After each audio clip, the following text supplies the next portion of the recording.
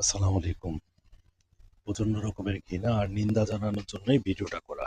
সেটা হচ্ছে, গত পরশুদিন একজন লোককে ভালুকায়, ময়মনসিংহের ভালুকায় একজন সনাতন ধর্মের লোককে আহ, প্রথমে পিটিয়ে মারলো, তারপরে আগুনে পুড়িয়ে দিল।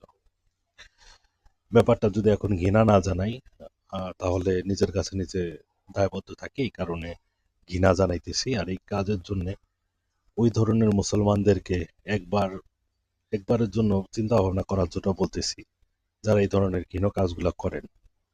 কি ধরনের সেটা বলতেছি। যে লোকটাকে মারা হলো, সেই লোকটা অ্যাকচুয়ালি যতটুকু জানতে পারছি সেটা হচ্ছে যে একজন শ্রমজীবী লোক। সে যেখানে কাজ করতো তাদের সাথে আহ, নিছক কোনো ঘটনা নিয়ে, তাদের সাথে বনিবনা না হওয়ার কারণে তাদেরকে ওই সংঘবদ্ধ দল লোকটাকে আঘাত করে। কিছু লোক যখন চলে আসে তখন বলে যে ধর্ম অবমাননা করছে, হযরত মুহাম্মদ সাল্লাল্লাহু আলাইহি সাল্লামকে নিয়ে কটূক্তি করছে।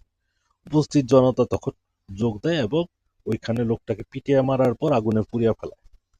তো এখন কথা হচ্ছে, ওই সমস্ত লোককে আমার উদ্দেশ্য করে বলতেছি, যারা ছোটখাটো বিষয়, যারা বলে যে আল্লাহ রাসূলকে ধর্ম অবমাননা করতেছে, আল্লাহ রাসূলকে গালিগালাজ করতেছে।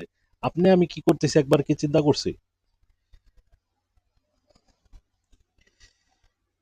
আল্লাহ রাসূল যখন জীবিত ছিল, তখন তার সন্তান জন্ম হয়ে মারা গেছে।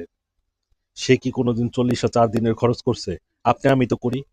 তখন কোথায় যায় আমাদের ধর্ম অবমাননা?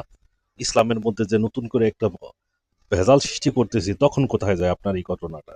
আপনি তো তখন আপনার তো তখন বলা আছে যে ইসলামের ভিতরে কেউ যদি এই ধরনের আম, যেটি ইসলামের মধ্যে নাই, আল্লাহ রাসূল বলে নাই, সে ধরনের কার্যক্রম সে অংশগ্রহণ করে, তাহলে তার গর্দান ফেলায় দেওয়ার কথা। তো আপনি আমি মুসলমান তো সেটা করতেছি অলরেডি।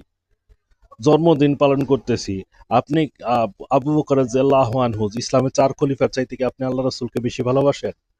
যদি বেশি ভালোবাসেন, তাহলে আপনি তো সেটাই করতেছেন। তারা তো কোনোদিন জন্মদিন পালন করে নাই, আপনি জন্মদিন পালন করেন, মিলাদুন্নবী পালন করেন। কোথায় পেলেন এই ধরনের ব্যাপারগুলা? এই ধরনের ব্যাপারগুলা তো সৌদি আরবের কোথাও নাই।